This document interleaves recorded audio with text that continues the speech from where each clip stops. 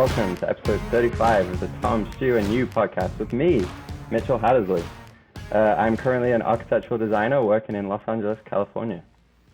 Wait, Mitch, you nailed that. Smashed That it, Mitch. was Now you've been doing this for years, eh? Thanks so much for taking time out of your day to join us on the podcast and tell us a little about yourself and your story. So to kick us off, I suppose, do you want to tell us like how you know us and what your kind of story is? Yeah, well, I mean, I went to school in Osage with you.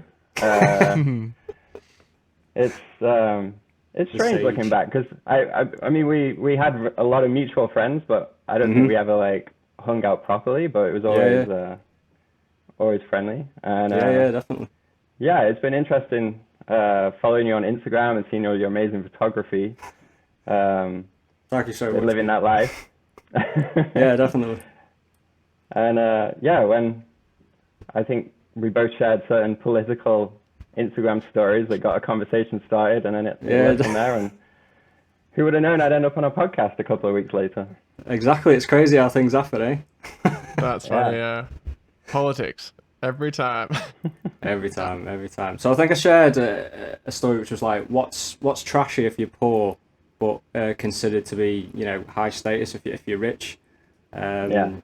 That was it. And then Mitch gave us a great answer to it. And then we just started the ball rolling and like reconnecting. And then, as I said last time, Stu, the podcast allows us to reach out to people and reconnect with people that we haven't spoken to in a while. So Mitch, what do you do? Like on the day to day, what's your job?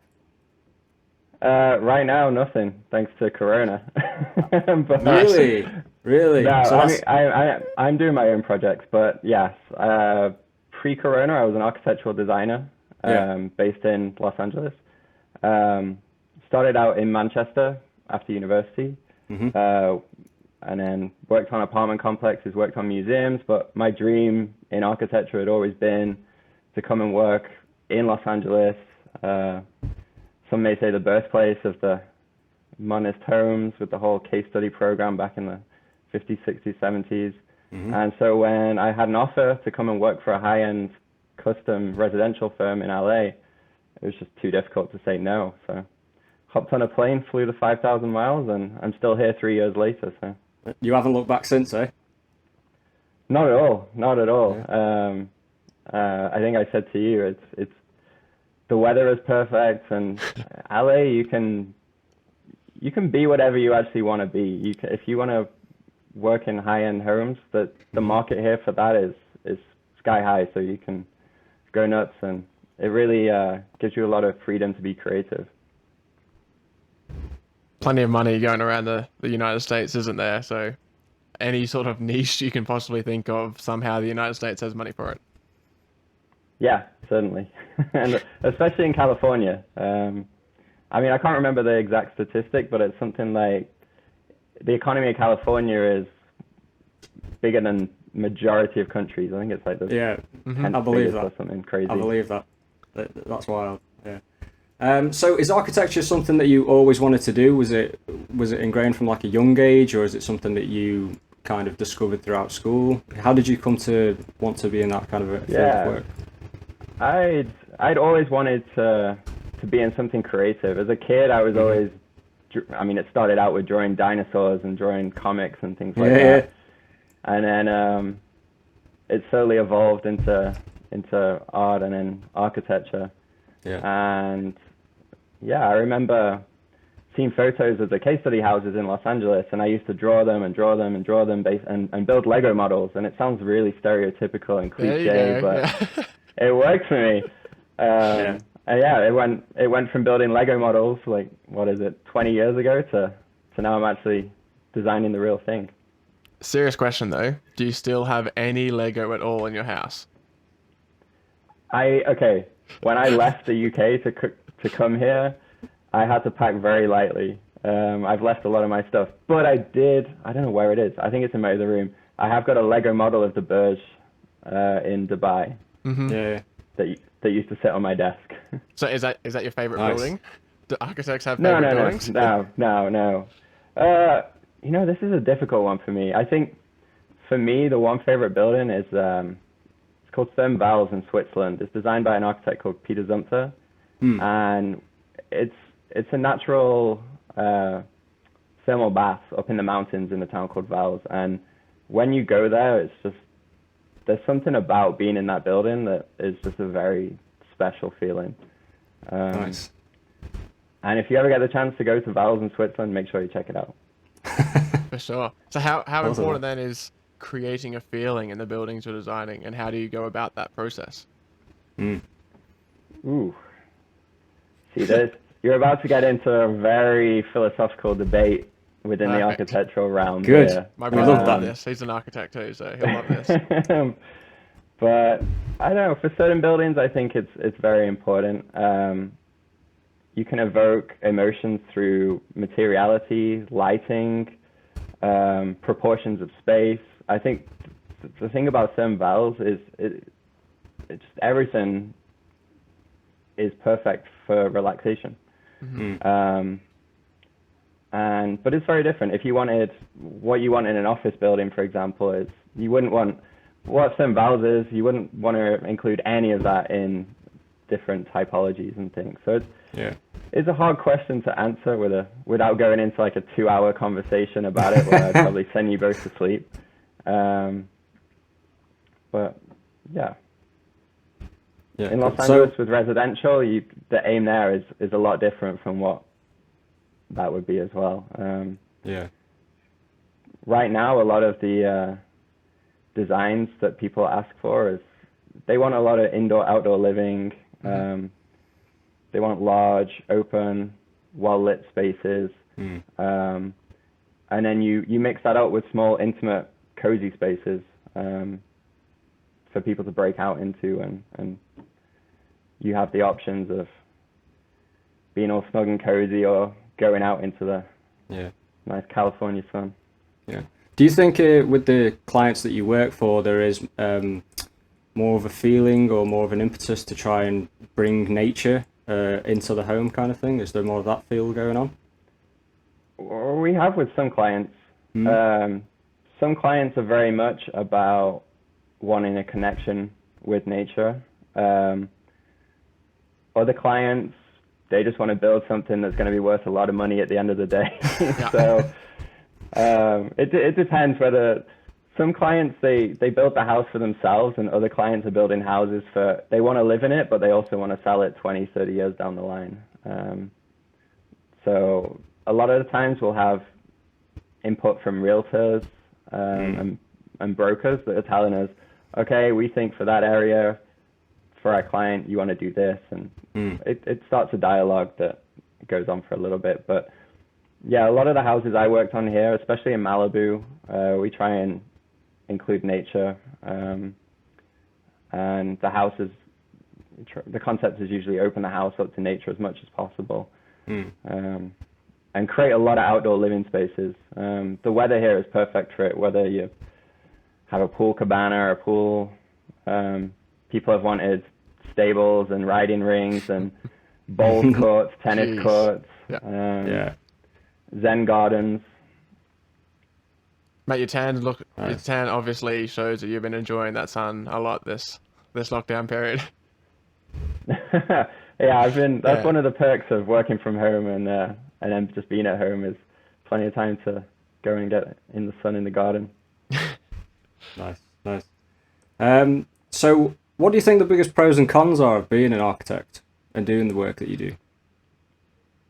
Ooh, biggest pros and cons. Well, the pro is obviously getting to see what you've designed. It's a hard feeling to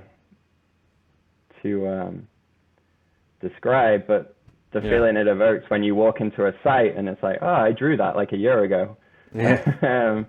It's quite surreal, and I think that's the thing that keeps you going. But in all honesty, the realities of a career of architect are very different to what most people would think, and what education makes you think the realities are going to be. A lot of the job is not creative. A lot of the job is administrative. There's a lot of spreadsheets, a lot of data, a lot of letters and emails and correspondence. And depending on what company you work for, I'd say the design is probably about 10% of the role. Although this is another argument within the field of architecture, is what constitutes design. Because I would spend a lot of time looking at products, like materials you could spend hours scouting out different tiles for the floor and different paints for the wall and wall coverings and windows, etc. And yeah, it's a good career if you're doing what you love and you're in the right field.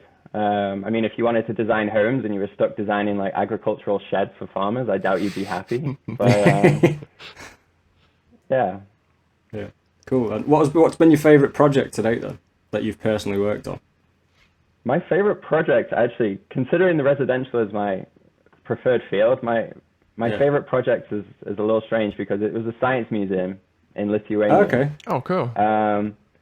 It was a competition that I worked on when I was working for a firm, Simpson Huff, in Manchester. And we ended up coming second.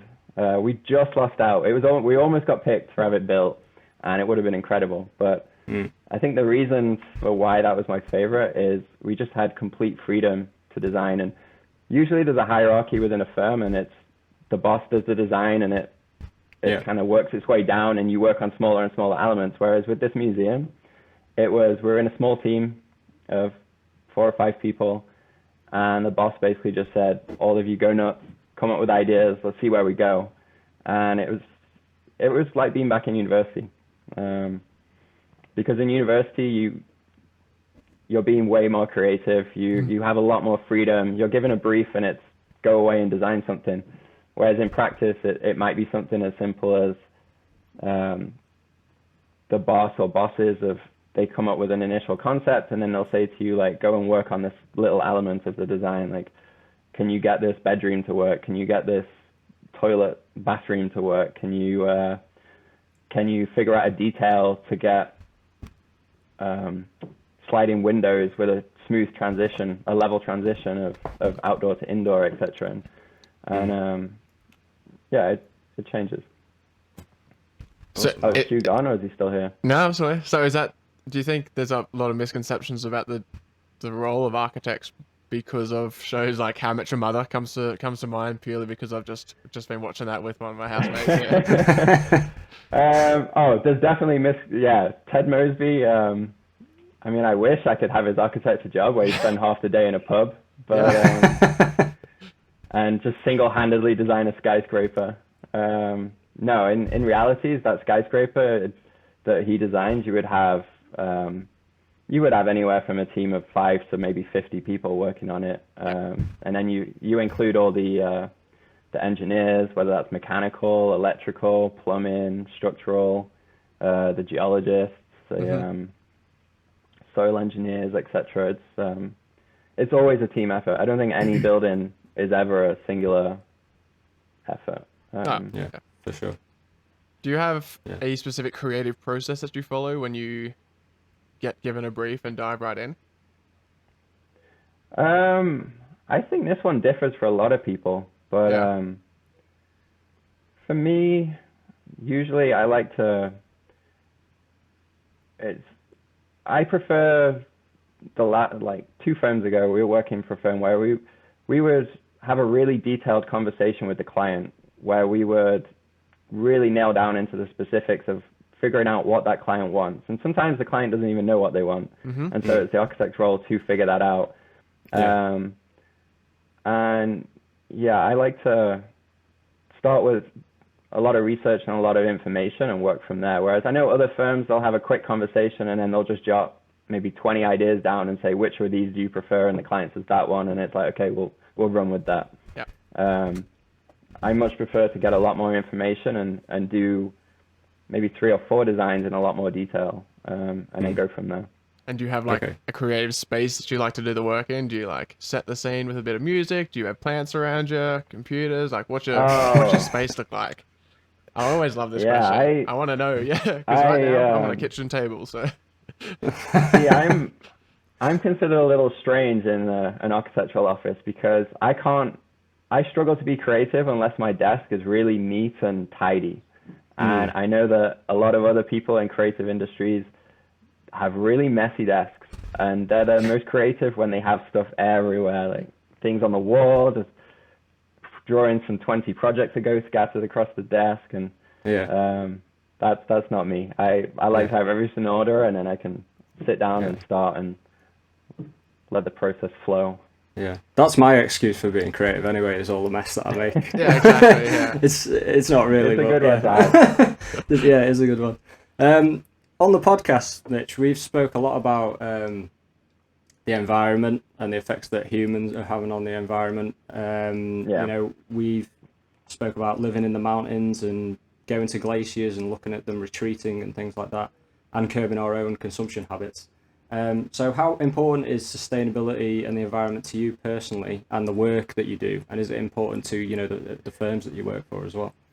So, me personally, I find it really important, and I can talk about some projects, especially the 3D printing research projects. But before I go into that, I think architects wish they had the answer for this, but I think the main answer lies out of our hands. I think at the end of the day, it comes down to the client, because a lot of sustainable options are, you have to compromise in some way, and usually that's with cost.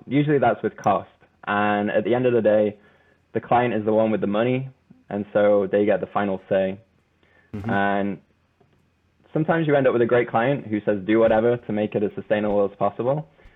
But the majority of clients that I've worked with, I've found that they've said, whatever hits code, stop there. So I think the answer lies, one, with the client, and two, the codes need to be more stringent. In California, we're actually, compared to a lot of other states in the US, we have what's called Title 24, where as part of a project, when you submit for permits, you submit things, you have to provide calculations for thermal transfers through walls, thermal transfers through floors, make sure that there's the correct specified insulation, and you can only have certain sized ducting and air conditioning and things like that. So California, compared to the rest of the US, is pretty good, but compared to the UK, I think it's still a long way away.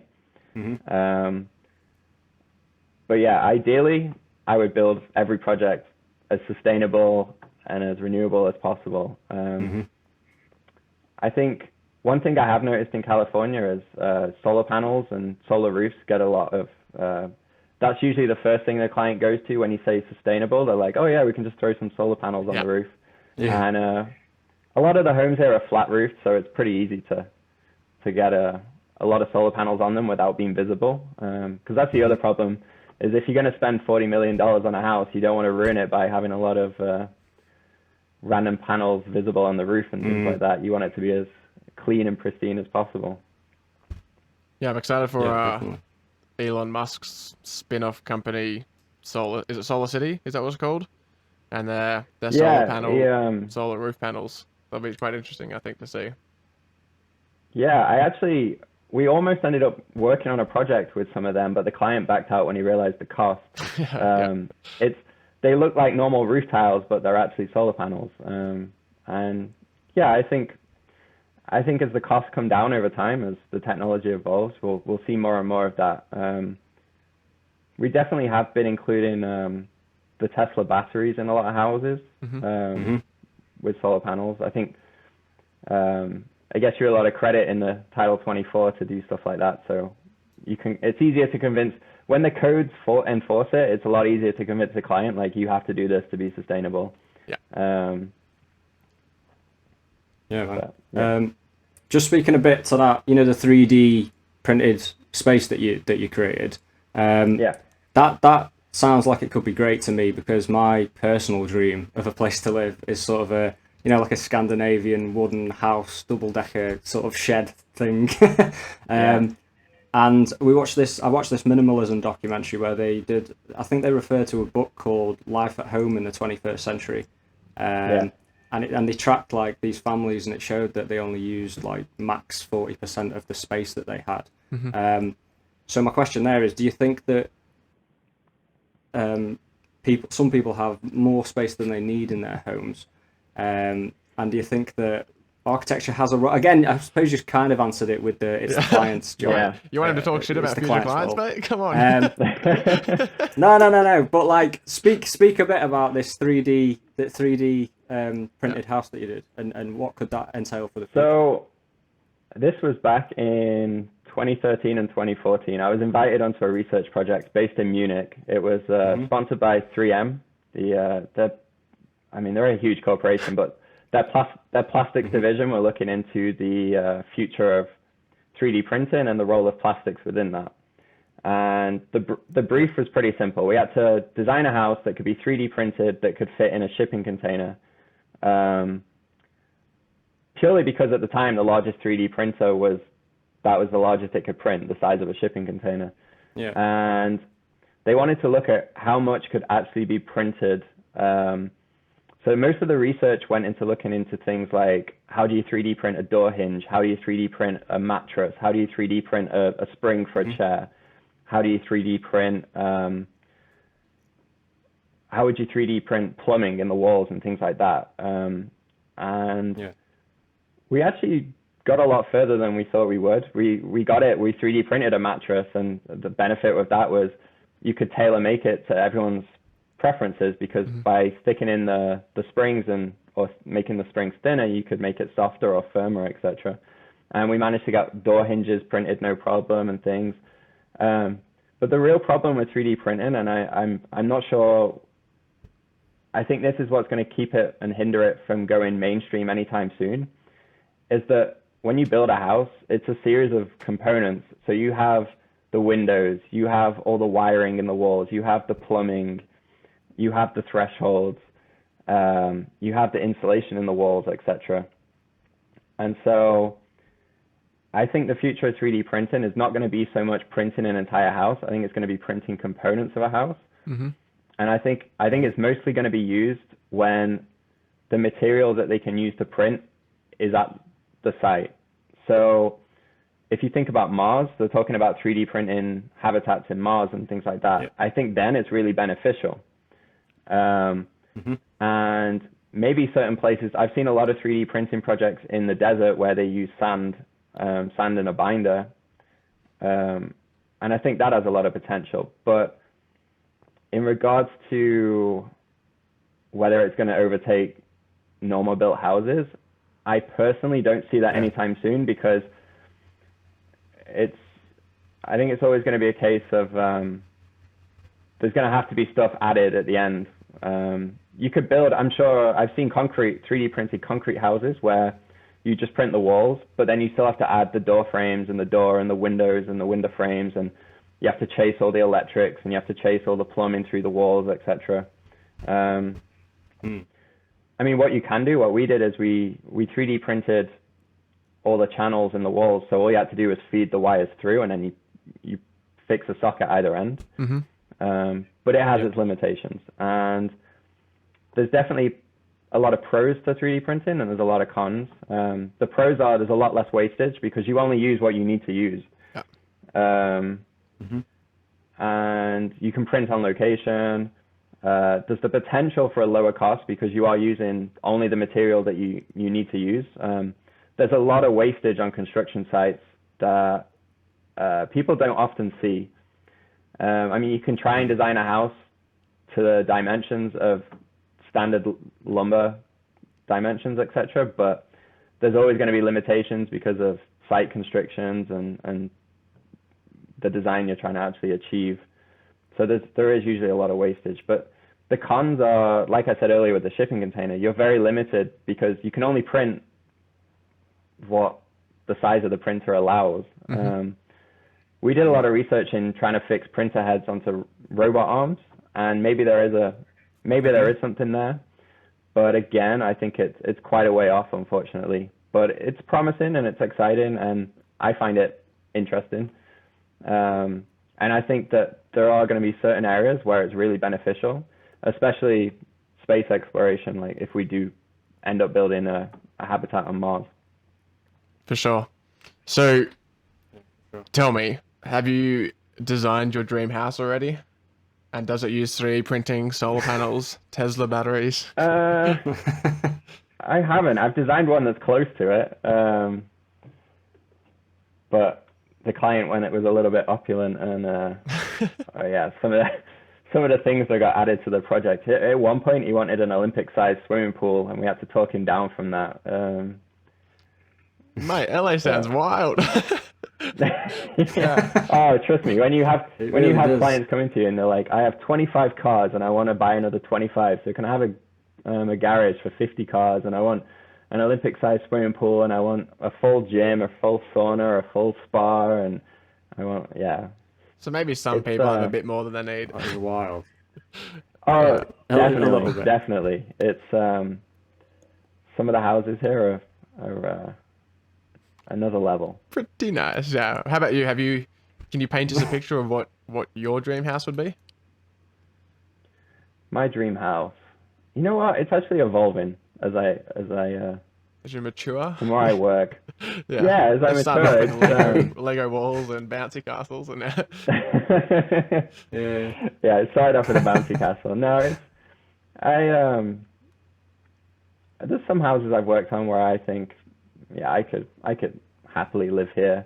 There's a lot of projects I work on where there's certain morals I question. Mm-hmm. Mostly the UK was the worst for that.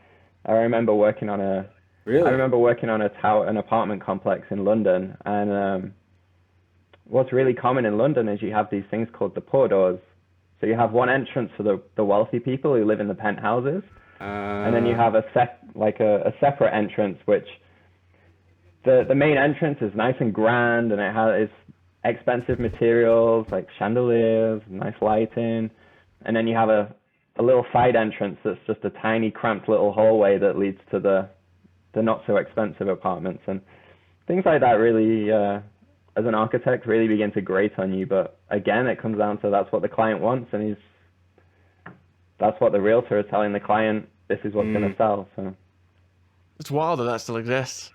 Yeah. Like, I bet that is tough. Yeah, that's tough. Fiction, like from the medieval ages. Yeah. That's wild that sort of stuff still exists in today.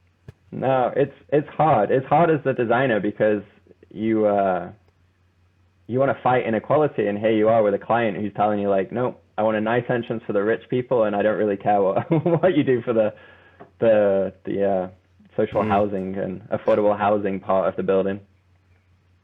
Yeah, I suppose that's even tough to challenge that, isn't it? Because if you did, they could potentially just go somewhere else. Yeah, just go sod this. We'll just. It is, and those kind of projects, because it's an apartment complex, you're not designing for a certain person. You're designing for a developer, and at the end of the day, they care about what the design is to a certain extent, but a lot more they care about making the money, and they're going to make a lot more money off the nice apartments and the penthouses than they are off the affordable housing.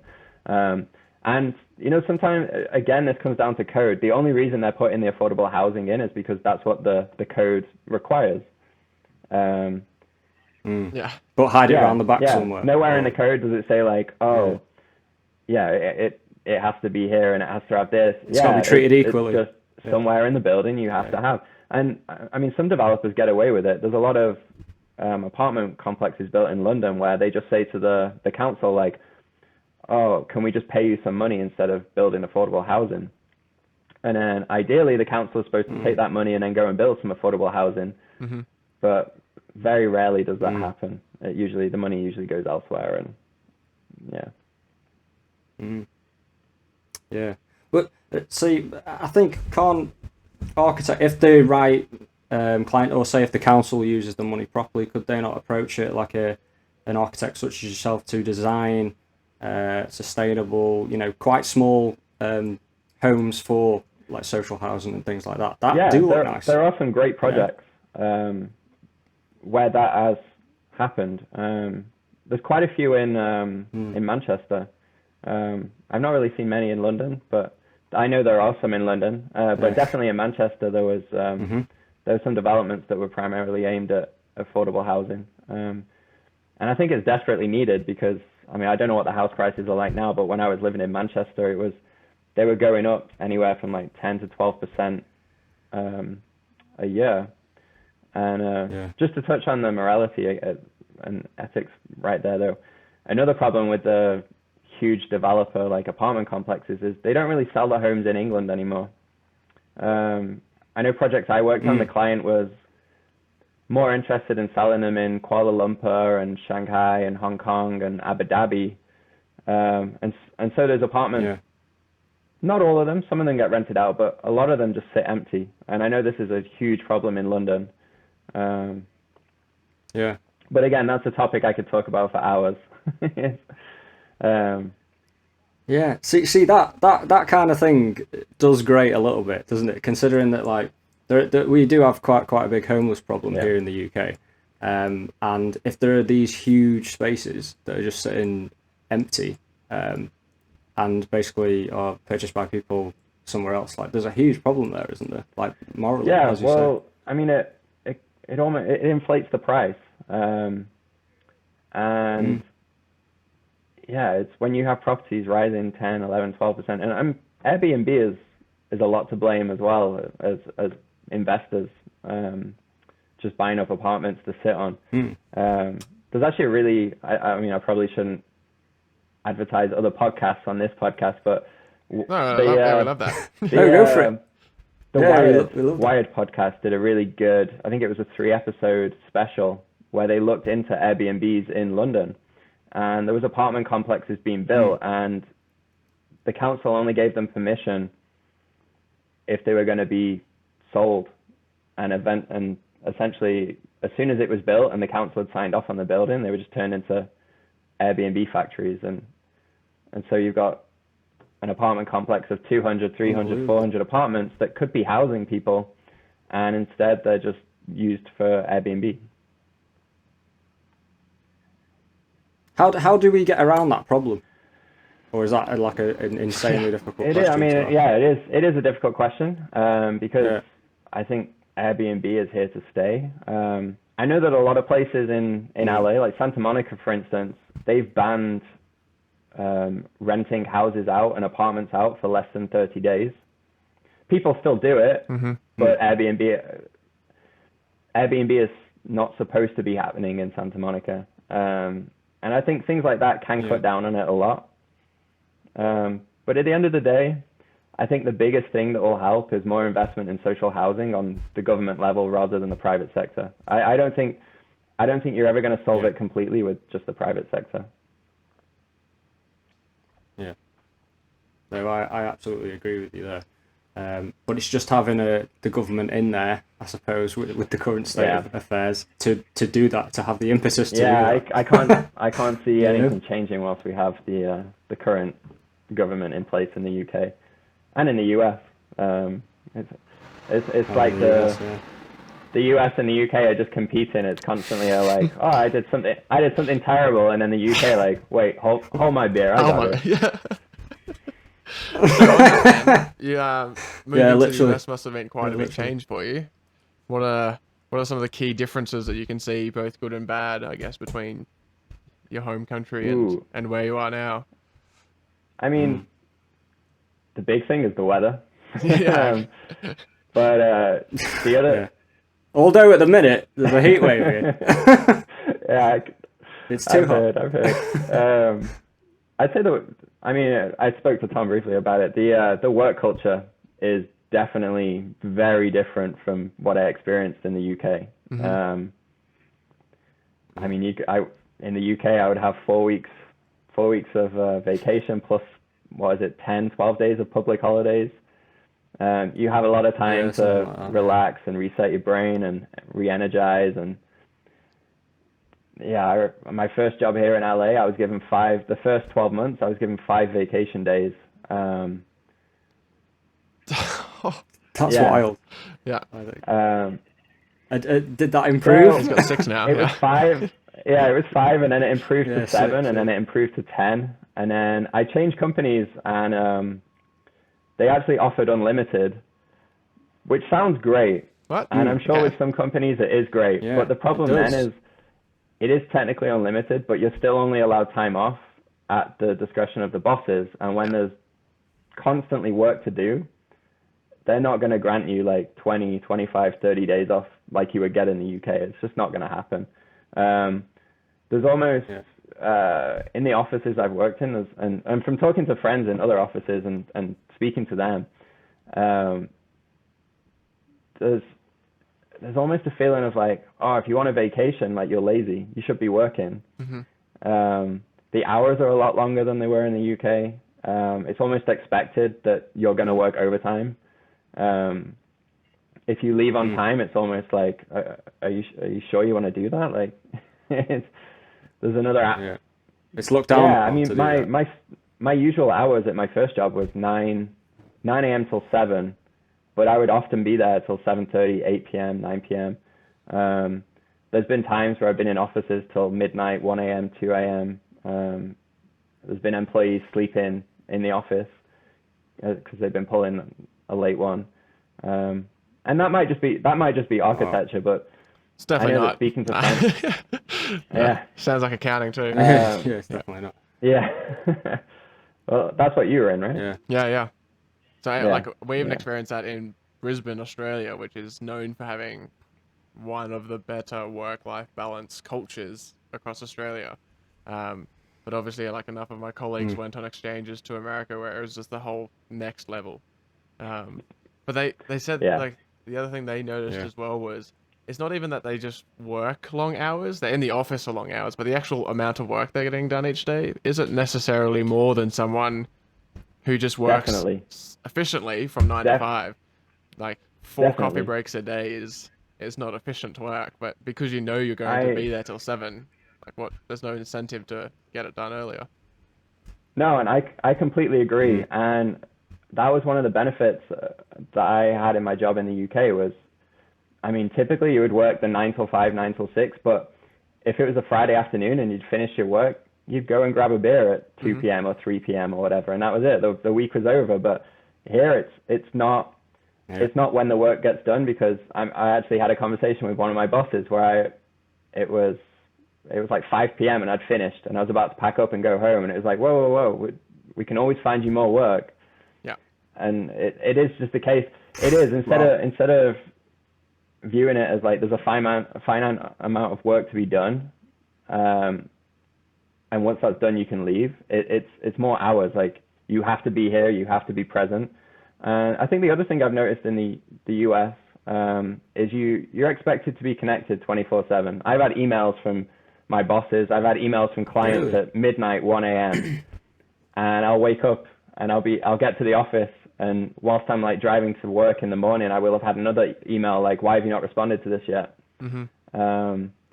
Yeah, I think there is just this expectation to just be always connected. Even when you're at home, if there's emails coming in, like, you should be answering them or getting prepared and drafting out an answer. So what? Yeah. So what does that do go on, Stu. Go both your mental health, and how do you feel about the whole concept of work-life balance? Like, we did a whole podcast on always being connected, and why the fact that we've had to define a term like work-life balance is the most bullshit invention of the 21st century. Yeah, I think it's slowly changing in the US. I think that the mindset of you have to be present in the office. It doesn't matter if you get the work done, you have to be present. I think with our generation and generations after us, I think that mindset is going to shift. Typically with architectural firms, your bosses are in their 50s, 60s, 70s, and they have this old mindset of, if you're not at your desk, you're not working hard, kind of thing. And I was quite lucky. I changed jobs and I timed it so that I had like a month off between jobs. So that was my vacation. Perfect. But you can't do that every year, though, can you? That's nice. Yeah, I know. You can't just be like, right, my annual job change. Yeah. I timed quitting wrong this year. Shit, can't go on all day. But do you think that that'll change? Because I don't know how it's been in the US for you personally with coronavirus, but I presume that people have been working from home. Is that the case? So, I don't know. Again, working from home, I've seen two different sides. There are some companies that have no problem with it, and they trust their employees to go and do it. And there are other firms where it's like they check up every hour or every 2 hours. You have like I've seen it with friends and my girlfriend where every hour she'll have like a check-in where she has to tell them, okay, this is what I've worked on. Wow. And you waste, yeah, you waste so much time. But yeah, exactly. I've seen a lot of you waste a lot of time doing I've seen that. a lot of the tech companies have said they're going to be doing working from home indefinitely. And I think, again, with our generation, millennials and below, I think that people are starting to work remotely a lot more. People are starting to travel and just take their laptops and work on the road and things. And connectivity, internet's a lot easier to get now. So I think it's going to change. I don't think it's going to change anytime soon. But I think we will see it in our lifetimes where work-life balance improves a lot. But yeah, I think sticking with the US, is the other thing that's I find strange is that healthcare is tied to your job. Typically, you get your health insurance through your employer. And so, yeah, if you were to take a month off, like change jobs every time, you'd be without health insurance, because usually your health insurance doesn't kick in until your probation period's finished as well, so that's 3 months. So if I carried on doing that, I'd end up with 4 months of the year where I was uninsured. So it's not a great tactic. Wow. No, it's not. And this is one of the things that has always struck me about the United States, with it being like, you know, the richest country in the world, basically, that it doesn't have, you know, healthcare at free at the point of use like the UK. It's a very selfish country. It's well, there's no money in free healthcare, is there? Yeah, a lot of people see it as like, why should I be paying for other people's healthcare? And it's people don't realize that it benefits society as a whole. Same with education. If education was funded a lot more, well, let's just say Trump probably wouldn't be president. So yeah. How did you find your educational experience in the UK? Is studying architecture, like, do you actually learn the things that you need for your job in university? Did you feel like high school set you up for uni to start with? Or I think university, so earlier I said maybe 10, 15% of the job is being creative and designing, and a lot of the job is sourcing materials, trying to find out dimensions of something, trying to figure out, okay, what's the size of this boiler? Is it going to fit in this part of the house? And I don't think university prepares you for a career in architecture. I think it gives you a good background of how to design, but I think a lot of students are really surprised because they go from 100% of their time is design to a lot of administrative tasks, and I think that's a big change. But also, I mean, it's hard because architecture varies. It's such a big, vast field that it's hard to teach it all. I was quite lucky. I had projects in Malaysia. I had projects in Germany. I based my thesis in Taiwan. And so I got to travel and experience different elements and different ways to design. And how you design in the UK is very different from how you design in the US, whether it's everything here is timber framed, wood frames, and in the UK typically it's brick. And it doesn't sound like much, but when you come to detailing and like designing all the construction details, it's a very different process.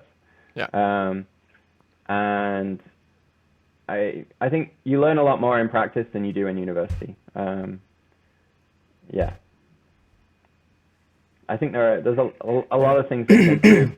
And I think when you're actually an architect, when you're in practice, there's a lot of business that you could do with knowing. And you don't really learn any business elements of how to run a practice or how a building is built and paid for. That's a great point. But at school, you're not even really taught about bills or mortgages or anything like that. You kind of just have to figure it out. You just kind of cast into the deep end, so to speak. So I think that kind of lifestyle education would be good in high school, I think, personally, if they have to do it with that. Do you think that high school, you know, the options that you had at high school set you up for this career path that you clearly wanted to go into? You know. I think I got the wrong end of a stick from the counsellor. Same, yeah. Oh yeah. They, Yeah. We've heard that a lot. As soon as I said I want to be an architect, it was, right, you need maths, you need physics, you need geography. And the realities are, no, that's the realm of the engineer. The architect could do it, but for liability reasons, you typically pass that on to the engineer. Mm-hmm. And so it turned out what I should have taken just subjects I enjoyed more. I enjoyed physics. I really wasn't a fan of maths. And so I definitely would have changed that. I think I would have enjoyed studying politics or history or something like along those lines. I'm glad I took art and graphic design. Graphic design really helped at university, whether that's with presentations or with the initial like drawing techniques. But yeah, I think we're forced to decide what we want to be. It's such an early age in the UK compared to other countries. And it doesn't help when you have a counsellor that's giving you the complete wrong advice. No, it doesn't help at all. because they are seen as like authoritative figures who know what they're talking about when you're that age, right? And you sort of pass, and we are asked certainly to decide what we want to do for the rest of our lives, like far too early in life. But you do kind of pass a lot of responsibility to the opinions of these people who clearly have advised you incorrectly. I mean, I have to take some of the blame myself. In hindsight, what I should have done is I should have contacted 3, 4, 5 architects and said, what subject would you say would benefit me the most in a career in architecture? But you're young, you're naive, you think the counsellor knows everything. And I mean, for a counsellor, it must be a hard job too, because the jobs that we will do and, our kids will be doing don't exist right now. And so, to put all the emphasis on one person who is supposedly able to keep up to date with the millions of jobs that get created every year, and to just sort of be able to understand the nuances of a person's character while they're still in a developing stage of their life, to guess at what they might actually be interested in, because human beings themselves aren't very good at knowing what they're interested in, what they actually like. Like, we're not very good at knowing ourselves. So there's just a lot of emphasis on, like, you make one decision when you're young, and that's supposed to be it for the rest of your life. When I'm definitely not the same person I was at 17, and so I wouldn't expect my interests and my career path to be reflective of who I was back then either. Yeah, I completely agree with that. I think I can definitely say I've changed a lot since high school. And I mean, talking to friends here in the US, there are some elements of the system they use which I think would be beneficial. The first 2 years of college, typically you take multiple subjects. You don't really specialize until the end of college when you major in something. And I think that would be hard for architecture. The route to become an architect in the US is slightly longer than the UK because you don't specialize in it straight away. Yeah. But for other careers, I think for a lot of people, me included, and a lot of friends I've spoke to, no one knows what they want to do for definite at 14, 15. I think we started picking options at 13, right, Tom? Something like that, yeah. It's something like, around year 14. Year 9, you start picking options. Like you had to. It's too far back, Mitch. I can't remember. Yeah, it was because I remember it was you could only take one language, so it was like you either have to drop French or you have to drop German, and you could only take 2 humanities classes. So it was like I'll take geography and I'll drop history and things like that. Whereas it starts to push you down a path at the age of 13 that you don't even know if you want to go down. Yeah, exactly. Especially because those options that you talk about, with not being able to pick certain subjects together, that was like set in stone. Like you couldn't pick it when really it's just an administrative lack of imagination. When you should be able to pick. No, it was. I remember just that arbitrary. It was if you picked certain topics, it meant that other subjects weren't available. It meant you couldn't do the other ones. Yeah. And yeah. What? But you start narrowing it down at 13, and then at the age of 16, you're expected to narrow it down to 4 subjects. And I don't know. I think I disagree with that route. I think that could be improved upon. I don't know, people. I agree, man. I think that's what they do in Canada as well. Like, they do it similar to the US, where you do like a general sort of, you study quite a broad range of subjects, and then you decide, when you're more mature than we had to decide, like, which clearly puts you into an avenue of the route that you're going to go down.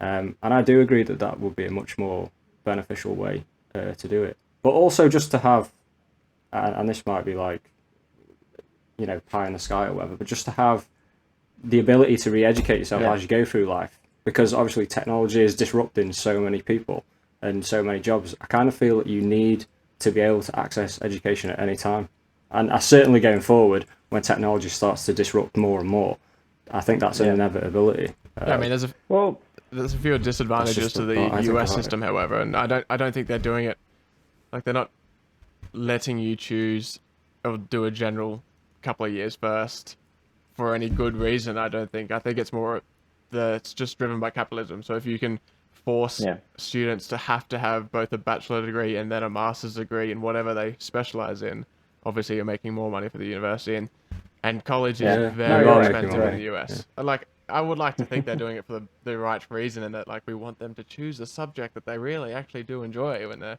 older and more mature. But I think it literally comes down to money, and that might just be a pessimistic outlook for me, but that's definitely, and the fact that you're at college for much, much longer is another thing. I find it so weird that Americans put so much focus on, like, spending a long time at college when most of the time they're just partying and they're not actually, like, studying that hard. And then they go straight from that, where they haven't worked hard and haven't worked efficiently for 7 years, to then jump into a job where they're expected to work for 12 hours a day. Like, that must be disruptive. I agree with what you're saying. I mean, I remember when I was in Munich working on a 3D printing project, it was a joint venture between the University of Huddersfield, where I was studying, and UCLA in Los Angeles. And I remember it was around the time that they changed the tuition fees in the UK from $3,000 to $9,000. And I remember thinking, like, wow, that's expensive. And then I was talking to these students from LA, and they were paying like $60,000-$70,000 a year. Yeah. With no government loans, and just expected to pay off this for the rest of their life. Hundreds of dollars every month. How are you supposed to develop a fair society with that? It's wild, isn't it? And then you add the healthcare stuff that you just spoke about as well, Mitch. And I'd say, have you not had to use the healthcare system in America up to this date? I actually haven't used it. Because even if you have insurance, you still have to pay. Insurance doesn't cover everything 100%.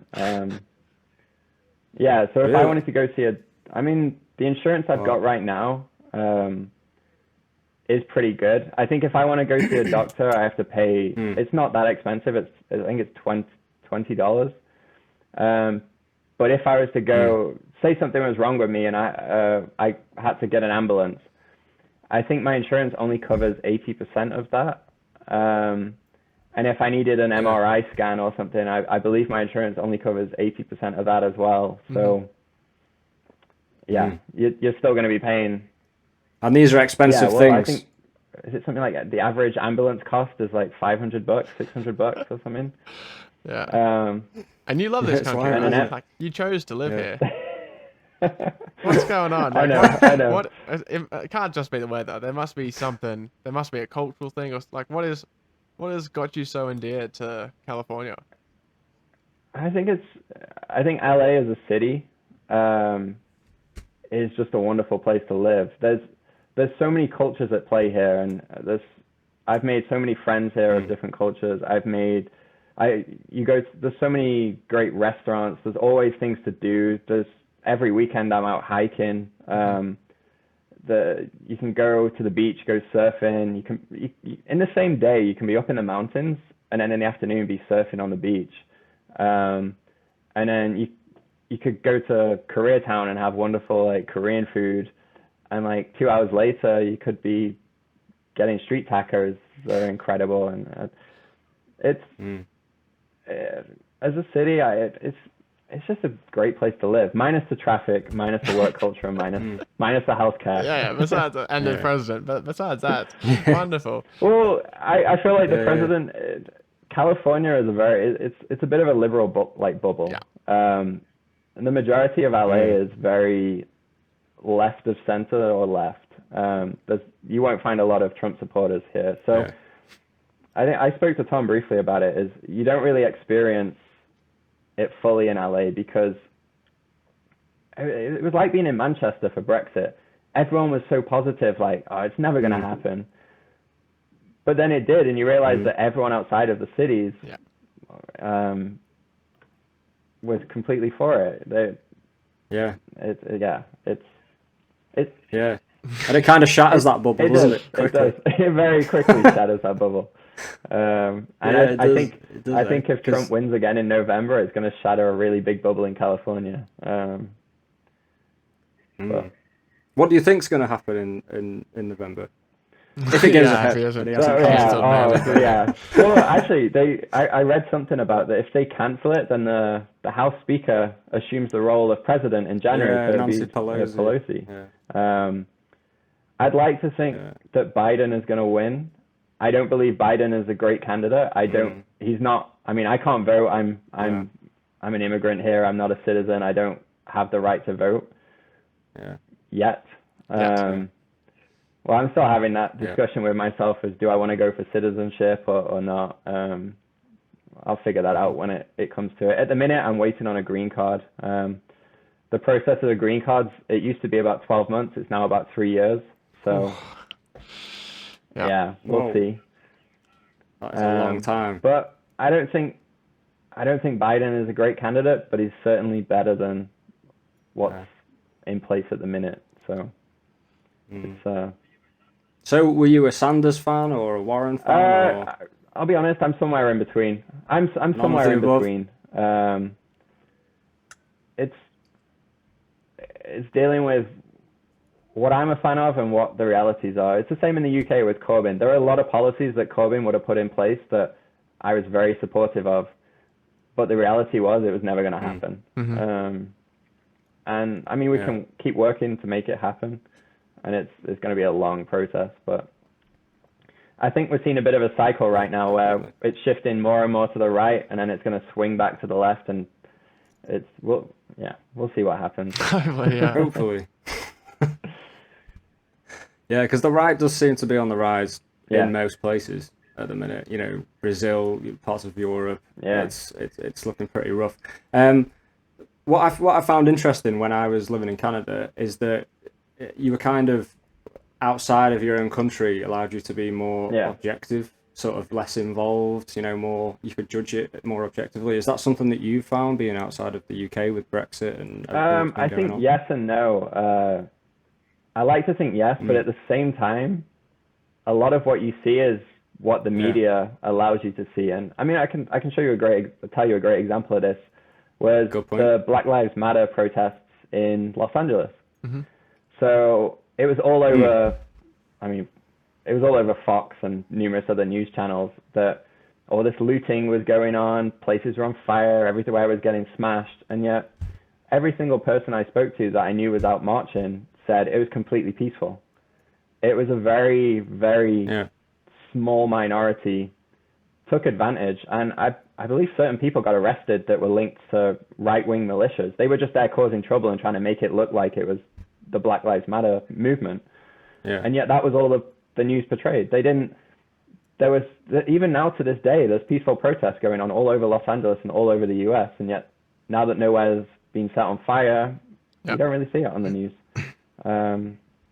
I know there was one scene, I think it was on Melrose, where it got really violent, and I had a few friends that were there, and they said that everywhere was peaceful until the police came in and started firing rubber bullets, tear gas. It escalated, and then the protesters get made out to be the bad guys. And so I like to think I could look at the UK objectively, and there's a lot of stuff going on that I just cannot stand. But at the same time, it's are you seeing 100% of what's going on?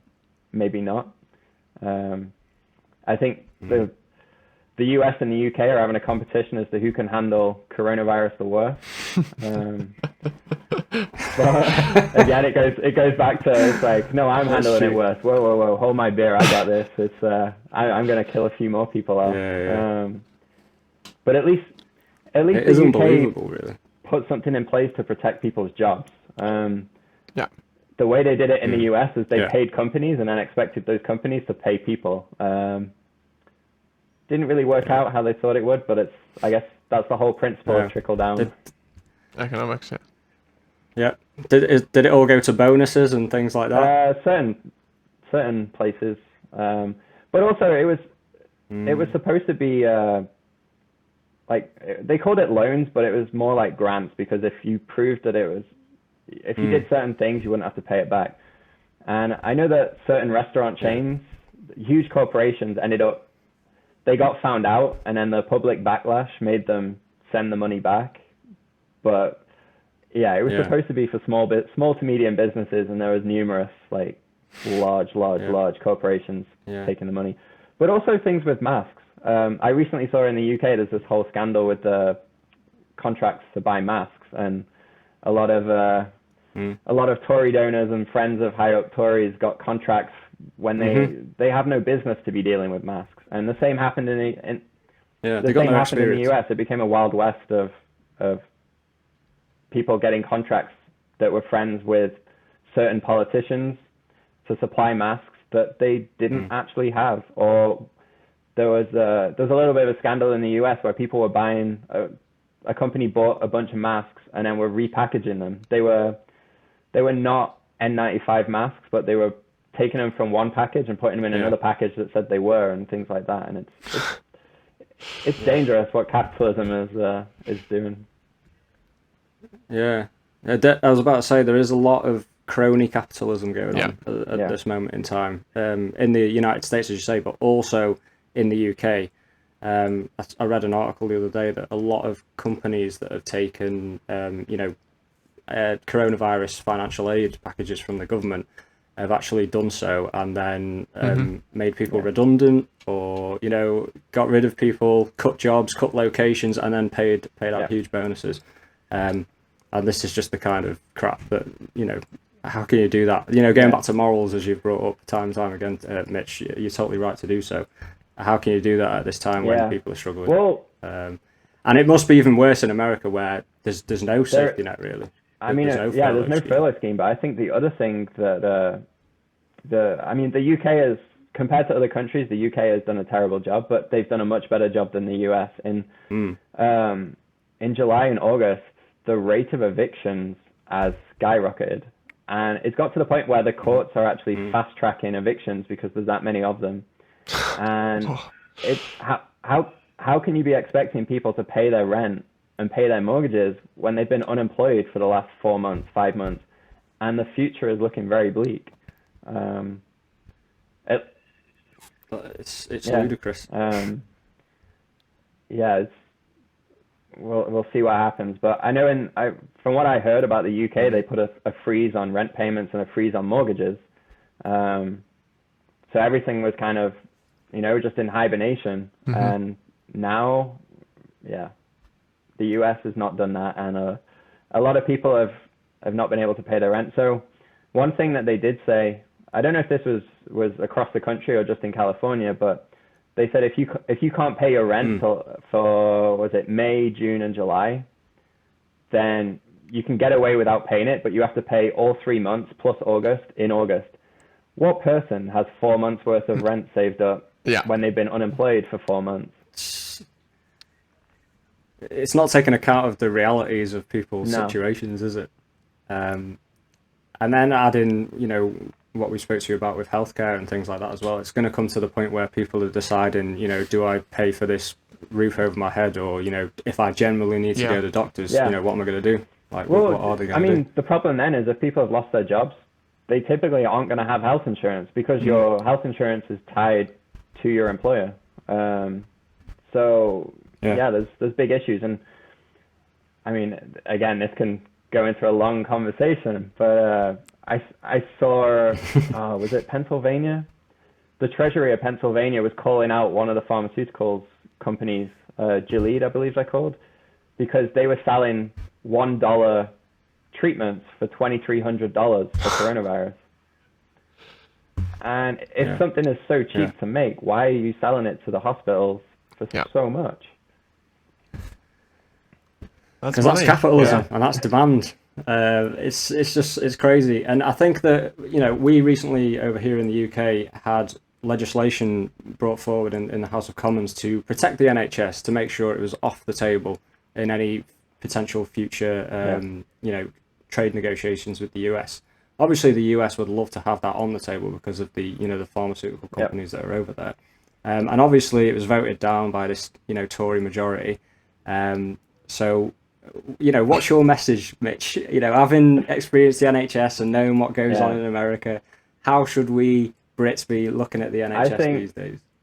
I mean, I don't know about how realistic it is, but if the NHS provided customers with a hypothetical bill of this is how much your treatment would have cost if we didn't have the NHS, I think a lot of people would wake up and realize that they need to hold on and keep the NHS dear as long as possible. Mm-hmm. Yeah, absolutely. I couldn't agree more. So Mitch, obviously a lot of things to be getting down about and to be stressing about, but is there something that you're optimistic for in your own personal life, America, and the world? Yeah, I'm optimistic that a lot of things, like we were talking about, work culture, work-life balance. I think as the boomer generation leaves the workplace, I think a lot of opinions and a lot of things are going to change. I think standards are going to improve. I think that healthcare in the US is people are starting. Again, this might just be the bubble I live in California, but I think a lot of people are starting to realize that, universal healthcare might actually be achievable if it wasn't for the money that hospitals make, pharmaceuticals make, and insurance companies make. There's and there is a lot of positive. There's a lot of people helping other people in LA, and there's always going to be positive things. And I think in the near future things are going to get a lot worse, but I'm optimistic that things are going to go back to normal eventually. I think that how bad coronavirus has hit the US and hit the economy, and seeing people be evicted and seeing people lose their jobs and realizing they don't have the protections, I think it's going to energize a lot of people to vote and start using their vote. And that's always going to be a positive. Because I start to say that politics does actually affect them on an individual level. When it's previously it's been easy just to sort of take a step back and say like, oh, I'm not voting, it doesn't worry me, whatever, just let it be. Yeah. I mean, it's a shame that something so bad has to happen to make people realize like, oh, okay, maybe I should vote. But yeah, it is. Yeah, it is. Yeah. What do you make of like the political landscape in America? Do you think there's like much choice? Do you think the Democrats are really that much different than the Republicans? Yes and no. No, I think a lot of the career politicians. I mean, you look at people like Biden, etc., and you see who's donating money to him. No, I don't think there is that much difference. Which is where someone radical like Sanders or in the future maybe Ocasio-Cortez might come in, and she posted something. Actually, I reposted it and you liked it, Tom. I probably did. Yeah. No, she posted yesterday saying billionaires need the working class, but the working class really don't need billionaires. And I think as inequality grows, like I said, just as things start to happen and people realize like, okay, maybe I should vote. I think as inequality rises, people will eventually fight back and seek for some justice and equality. And it's a long road, but I think we're getting there. I think as a whole, society has come a long way in our lifetimes. Absolutely. Yeah. No, I agree. I think there's a lot to be positive about. It just in the past couple of years, I know a lot of shit has happened, but especially with the younger generations, like with the the youth climate strikes, with Black Lives Matter, feminist movements, LGBTQ movements, and things like that. It's all headed in a progressive way. I mean, and so there is a lot to be. There's a lot. There is, like, just to about. Go back to Black Lives Matter. I think you'll find that a lot of the demographics protesting was our generation and Gen Z, etc. I believe.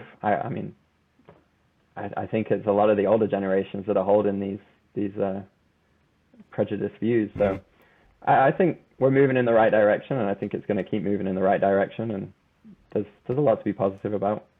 Yeah, change is hard. So it's understandable.